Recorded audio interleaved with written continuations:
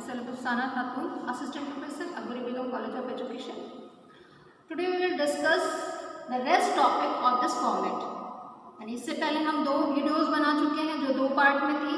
उसमें क्या था, हमने 14 पॉइंट्स या 14 टॉपिक या कंटेंट हमने कवर किए थे इस फॉर्मेट के, जो कि एक फॉलोअप ले लें हम कि कौन कौन से टॉपिक थे. हालांकि पार्ट 1 और पार्ट 2 में वो सब डिस्कशन है, तो हम पूरा डिटेल में डिस्कशन नहीं करेंगे, सिर्फ एक प्रीवियस नॉलेज के लिए कि हमने कौन कौन से कंटेंट कवर कर लिए हैं. इसलिए हम सिर्फ टॉपिक एक बार रिवाइज कर दे रहे हैं, जिसमें पहला था acknowledgement, internship certificate, details of the school, fourth one is school infrastructure, fifth one is rules and regulations, sixth one is school fee structures and procedure of submission, seventh one is list of holidays during internship, eighth one is syllabus covered by the intern, ninth is timetable, 10th is morning assembly, 11 is day wise interns teaching record. ये most important है. यहीं पर आपको पूरे 3 महीने की जो हम 1 मार्च टू 31 मई तक इंटर्नशिप कर रहे हैं, टीचिंग का रिकॉर्ड हमें यहीं पर करना है, यहीं पर हमें मेंशन करना है.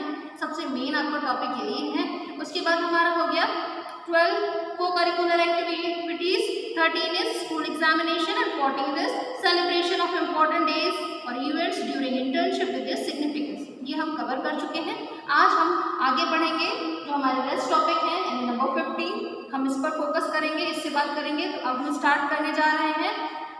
Number 15 is significance of attendance record of students. Attendance record, इसके लिए हमें क्या करना होगा, अटेंडेंस रजिस्टर मेंटेन करना होगा. पहली बात तो यहाँ पर बताना सिग्निफिकेंस यानी इंपॉर्टेंस क्या क्या है अटेंडेंस रजिस्टर की, अटेंडेंस रिकॉर्ड की स्कूल में. इसके लिए ये इस टाइप का अटेंडेंस आप ले लीजिएगा. हम थोड़ा आपको क्लोज करके जूम करके दिखा दे रहे हैं कि कैसा है. कि ग्रीन वाला जो होता है ये अटेंडेंस रजिस्टर, इस टाइप को आप इस टाइप से आपको अटेंडेंस रजिस्टर बनाना होगा. यहाँ पर क्या करना है कि आपको 6, 7, 8 कोई भी क्लास पढ़ाने को मिली होगी, उनमें से किसी एक क्लास पर आपको अटेंडेंस रजिस्टर बनाना है मंथ वाइज. यानी 1 मार्च से हमारा अटेंडेंस रजिस्टर का वर्क स्टार्ट होगा. इसमें क्या करना है, नंबर ऑफ द स्टूडेंट्स जो उस क्लास में है उनके नेम्स लिखने हैं और पर डे का हमें अटेंडेंस यहाँ पर रिकॉर्ड करना है कि कौन सा बच्चा एब्सेंट है, कौन प्रेजेंट है, डे वाइज ये करना है. इसके बाद क्या होता है, एनालिसिस. अटेंडेंस रजिस्टर का जो स्टूडेंट की अटेंडेंस होती है, एनालिसिस कैसे की जाती है, हमें ये सीखना है इसमें. यानी कि प्रेजेंट मंथ में बच्चा कितना, करंट मंथ में बच्चा कितना प्रेजेंट है, कितना एब्सेंट है, लास्ट मंथ में कितना प्रेजेंट है, कितना एब्सेंट है, और दोनों को जोड़ करके ऐड करके उसका पूरा एनालिसिस किया जाता है कि बच्चा अब तक जब से स्कूल खुला है अब तक वो कितना प्रेजेंट रहा और कितने दिन एब्सेंट रहा.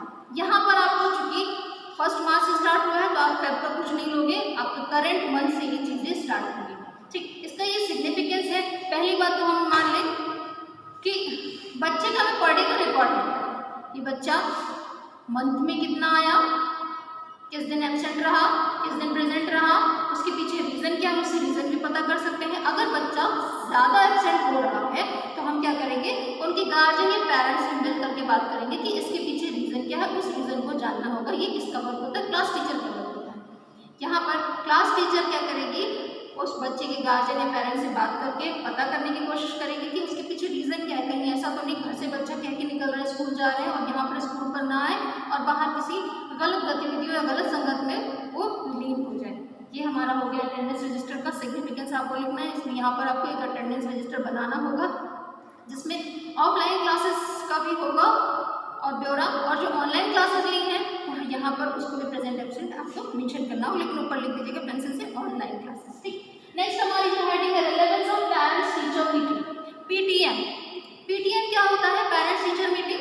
यहाँ पर स्कूल में मीटिंग ऑर्गेनाइज की जाती है जिसमें टीचर्स को और पेरेंट्स को फेस टू फेस कम्युनिकेट करने के लिए एक प्लेटफॉर्म दिया जाता है, जहाँ पर पेरेंट्स आकर के टीचर से अपने बच्चे के बारे में सब चीज़ जानते हैं कि उनकी क्या गतिविधियाँ हैं, बच्चा कैसे प्रोग्रेस कर रहा है, ऐसा तो नहीं उसका बिहेवियर स्टूडेंट्स के प्रति या उनके फ्रेंड्स के प्रति या टीचर्स के प्रति गलत हो, गलत व्यवहार कर रहा हो. इसकी जानकारी हमें कहाँ से मिलेगी, टीचर से मिलेगी. उसका कैसा जो स्कूल की प्रोग्रेस है या उसके एजुकेशनल क्या टर्म्स चल रहे हैं, ऐसा तो नहीं वो घर में बता रहा है कि हम सब बहुत अच्छा कर रहे हैं और क्लास में उसका जो वर्क है या प्रोग्रेस उसकी बहुत लो हो रही हो. इसके बारे में जानकारी हमें पीटीएम से मिलती, पेरेंट्स टीचर मीटिंग में मिलती है. यहाँ पर आपको लिखना है रिलेवेंस लिखना है उसका, क्योंकि पहले ये था कि आप एज ए इंटर्न आप पीटीएम में शामिल नहीं हो सकते इस ड्यूरेशन में अगर पीटीएम हुई होगी 1 मार्च टू 31 मई में. तो आपको क्या करना है, इसका रिलेवेंस बताना है. अगर आप वहाँ पर शामिल होते तो वहाँ पर पूरा प्रोसीजर पूछा जाता है, इंपॉर्टेंस पूछी जाती, लेकिन चूंकि आप वहाँ शामिल नहीं हो सकते, आप इंटर्न हो, इसलिए आपको रेगुलर स्कूल आना है। नेक्स्ट हमारे 11 नंबर की हेडिंग है importance of inclusive school environment. Inclusive school, पहले तो हम ये जान लें इंक्लूसिव स्कूल होता क्या है, यानी कि समावेशित विद्यालय या इंक्लूसिव एजुकेशन से टर्म लिया गया है समावेशी शिक्षा। इसके प्रति क्या है कि इसका अर्थ हम पहले जान लें कि समावेशी शिक्षा किस लिए ली गई, कि समावेश उन सभी चीज़ों का या लोगों का जो खुद को सोसाइटी या समाज से अलग समझते हैं। उनके अंदर ये हीन भावना है कि हम सोसाइटी या समाज में जो लोग हैं, जो प्राणी हैं, उनके बराबर हम नहीं हैं, ना क्वालिफिकेशन में, ना एजुकेशन में, ना फिजिकली स्ट्रक्चर में, कुछ ना कुछ हमारे अंदर कमी है, इसलिए हम समाज में लोगों के समक्ष खड़े नहीं हो सकते। उनकी इन्हीं भावना को निकालने के लिए हमारे एजुकेशनल फील्ड में इंक्लूसिव एजुकेशन का फॉर्मेट आया। यहाँ पर क्या करते हैं, जैसे कि फॉर एग्जांपल हम ले लें, फिजिकली हैंडीकैप्ड स्टूडेंट हो गया, मेंटली रिटार्डेड हो गए या स्लो लर्नर टाइप स्टूडेंट हो गए, ये क्या करते हैं, इनके लिए अभी तक ये था अलग से स्कूल का प्रावधान था, जिसे हम स्पेशल एजुकेशन कहते हैं, विशिष्ट शिक्षा इनके लिए ली गई थी कि जहाँ पर इस टाइप के स्टूडेंट ही उस स्कूल में पढ़ते हैं, यानी कि नॉर्मल जो स्टूडेंट होते हैं जो बिलो एवरेज ना होकर के अबव एवरेज या जो मिड में बैलेंस में होते हैं, एवरेज में होते हैं, उन स्टूडेंट के साथ इनको पढ़ने की क्या कहते हैं, पढ़ने की स्थिति नहीं इनको प्रोवाइड की गई थी या ऐसा स्कूल सिस्टम इन्हें नहीं प्रोवाइड किया गया था। इस कमी को दूर करने के लिए इंक्लूसिव एजुकेशन हमारे एजुकेशनल सिस्टम में आई, जहाँ पर हम नॉर्मल स्टूडेंट के साथ बैठा कर इन स्टूडेंट को जो मेंटली रिटार्डेड हो या जो फिजिकल हैंडीकैप हो या स्लो लर्नर हो, उनको उनके साथ बैठा करके शिक्षा दे। इससे क्या है, उनके अंदर जो हीन भावना है कि हम इनके बराबर नहीं हो सकते हैं, हमारे अंदर कोई कमी है, उन कमियों को दूर करने के लिए इंक्लूसिव एजुकेशन का फॉर्मेट हमारे एजुकेशन टर्म में आया है। यहाँ पर नॉर्मल स्टूडेंट के साथ बैठ करके उन स्टूडेंट को भी शिक्षा दी जाती है। बस इसमें क्या होता है, टीचर का वर्क थोड़ा ज़्यादा हो जाता है। जो स्लो लर्नर टाइप होते हैं उन्हें क्या करना होता है, अलग से उन्हें एक्स्ट्रा टाइम देना चाहिए, अलग से अगर उनको कोई पढ़ने में दिक्कत हो रही है तो एक टीचर का कर्तव्य है या टीचर की रिस्पॉन्सिबिलिटी है कि वो उस कंटेंट को उस बच्चों को किस तरह से समझाए। इसीलिए बीएड कोर्स में एक हमारा टॉपिक सब्जेक्ट है इंक्लूसिव एजुकेशन, इसीलिए पढ़ाया जाता है क्योंकि अब नॉर्मल स्कूल में इंक्लूसिव एजुकेशन का टर्म यूज होने लगा है। यहाँ पर ये आपको बताना है importance of school inclusive school environment, यानी कि जिस स्कूल में आप इंटर्नशिप कर रहे हो वहाँ पर क्या था या क्या इंपॉर्टेंस है school environment, inclusive school environment का। आपके लिए जैसे कि हमने एक सिंपल सा रीज़न बता दिया है, आपको अपने अकॉर्डिंग कुछ रीज़न, नए रीज़न तलाशने होंगे, उसके ऊपर लिखना होगा। 18 हमारा है measures taken by the school during lockdown period. Lockdown period के दौरान कौन कौन से कार्य किए गए उस स्कूल के प्रति, यानी उस स्कूल ने लॉकडाउन के दौरान अपनी शिक्षा को बच्चों के से लिंकअप रखने के लिए क्या क्या कार्य किया। उसके लिए सबसे पहला प्रोग्राम जो है ऑनलाइन क्लासेस का, यहाँ पर आप लिख सकते हैं कि सबसे बड़ा जो उनका कार्य था या जो उन्होंने एक मुद्दा उठाया ऑनलाइन क्लासेस का।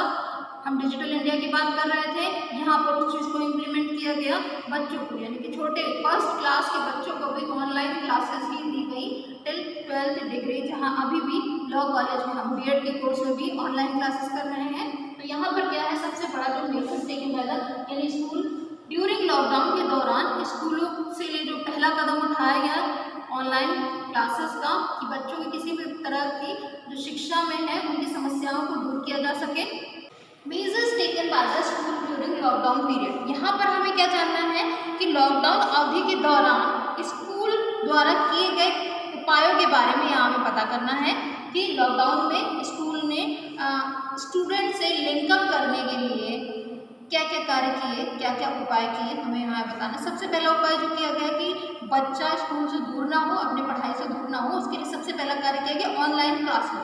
डिजिटल इंडिया हम जान रहे हैं, सुन रहे हैं, उसी के में एक कार्य किया गया ऑनलाइन क्लासेस, बच्चों को ऑनलाइन शिक्षा प्रदान की गई या प्रोवाइड कराई गई कि बच्चा हर टॉपिक जैसे स्कूल में आके पढ़ता, जैसे वर्क फ्रॉम होम का कॉन्सेप्ट था, उसी तरह से लर्निंग बाय होम भी कॉन्सेप्ट हुआ कि ऑनलाइन एजुकेशन के थ्रू स्टूडेंट को उनके टीचिंग फील्ड से या शिक्षा से या उनके सिलेबस से बराबर लिंकअप किया जा सके, उन्हें इंटरैक्ट किया जा सके, इसके लिए क्या किया गया, ऑनलाइन क्लास। इसके अलावा बहुत से ऑनलाइन प्रोग्राम ऑर्गेनाइज किए गए स्कूल के द्वारा, जिससे बच्चों को क्या हुआ, एक ही तरह बंद के ना रह के हमें ऑनलाइन क्लास करनी है, पढ़ाई करना है। इसके अलावा कुछ नहीं, को करिकुलर एक्टिविटीज़ भी उसमें की गई, different types of competition organise किए गए। आपको यहाँ पर वो भी लिखना है, आप अपने अकॉर्डिंग लिख सकते हो।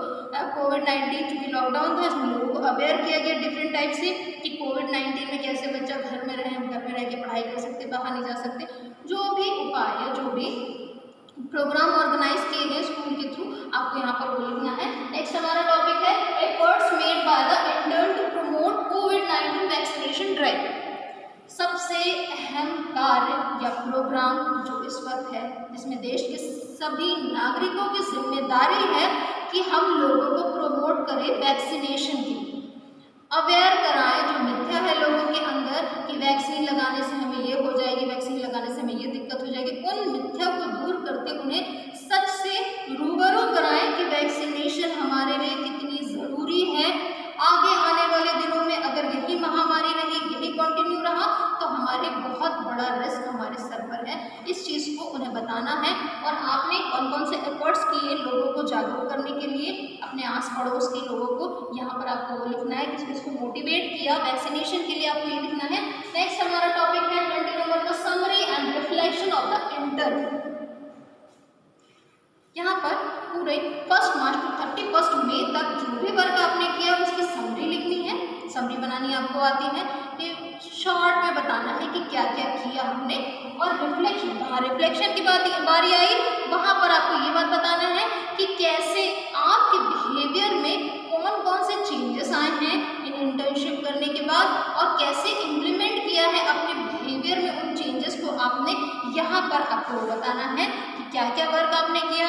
आपने स्कूल बिल्डिंग जानी, पहली बात school building, types of school building, time table बनाना सीखा, टीचिंग करना सीखा, अटेंडेंस रजिस्टर बनाना सीखा, स्कूल एग्जामिनेशन के बारे में आपने पता किया, CCE continuous and comprehensive evaluation कैसे किया जाता है ये आपने जाना, ऑनलाइन क्लासेस ली आपने, और को करिकुलर एक्टिविटीज़ आपने ऑर्गेनाइज कराई। डिफरेंट जो भी समरी है पूरी आपको लिखनी है, और क्या आपने अपने बिहेवियर में इम्प्लीमेंट किया, क्या रिफ्लेक्शन है आपके अंदर इस इंटर्नशिप पीरियड का, आपको यहाँ पर वो लिखना है। इसके बाद इसी में एक हमारा जो इसका है सब टॉपिक है, इसी में ये फॉर्मेट अभी आपको प्रोवाइड कर देंगे कि summary and reflection of the intern. ठीक, हमने समरी लिख लिया, रिफ्लेक्शन लिख लिया। अभी क्या बताना है आपको, क्या करना है, including comparison with practice teaching phase experience. बहुत बड़ी चीज़ नहीं है, चीज़ें समझ सकते हैं कि यहाँ पर आपको कंपैरिजन करना है प्रैक्टिस इन टीचिंग फेज का इंटर्नशिप फेज से। ठीक, कंपैरिजन जब हम करते हैं तो सबसे सिंपल सा टॉपिक होता है कि हमने बीच में एक लाइन बना दी, एक साइड में लिखा हमने प्रैक्टिस इन टीचिंग फेज और दूसरे साइड में हमने लिख दिया इंटर्नशिप फेज। इसमें सबसे पहले क्या था, प्रैक्टिस इन टीचिंग फेज में क्या था, 20 डेज सिर्फ आपको क्लास लेनी थी। इंटर्नशिप में आपको 16 वीक की क्लास लेनी पड़ी, या एक इसका फॉर्मेट है कि लेना है आपको, ये लिखना है। उसमें क्या था, आपको सिर्फ 2 आपके टीचिंग सब्जेक्ट थे, उन्हीं पर वर्क करना था। यहाँ पर आप फ्री नहीं, आप कुछ भी, आपको स्कूल वाले कोई भी सब्जेक्ट दे सकते हैं, आपको पढ़ा सकते हो। यहाँ पर ये है, वहाँ पर आप बांट थे कि आप सिर्फ अपने सब्जेक्ट ही पढ़ाओगे, यहाँ पर आप फ्री हो, कोई भी सब्जेक्ट पढ़ा सकते हो। वहाँ पर सिर्फ आपको टीचिंग करना था, इसके अलावा कुछ नहीं सीख रहे थे। यहाँ पर टीचिंग के अलावा भी आपके अंदर बहुत सी चेंजेस है, बहुत डेवलपमेंट हुआ है। स्कूल में क्या क्या करना है आपको सीखने के लिए, वहाँ पर आपको CCE के बारे में कुछ नहीं पता था, यहाँ पर आपको CCE के बारे में पता चला।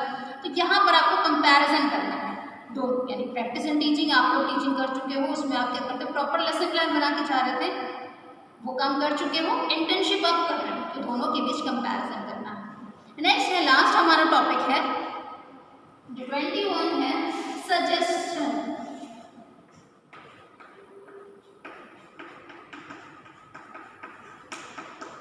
सजेशन, यहाँ पर सजेशंस क्या देने हैं, suggestion for further improvement in the education system of school during pandemic.